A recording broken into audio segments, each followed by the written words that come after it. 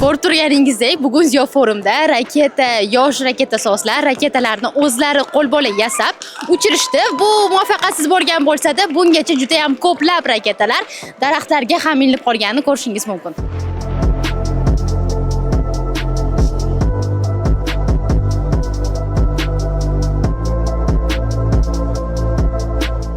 Raketangizni uchirdingizmi? Da. Qanday taassurotlar?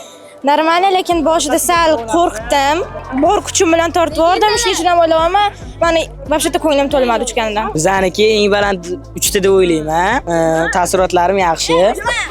Yana uchirib ko'rishni xohlardim agar imkoniyat bo'lsa. Bu birinchisi. Sizniki qanaqa bo'ldi? Yaxshi bo'ldi. Tepaga uchdi-da. Eng tepaga sizniki uchdimi? Ha.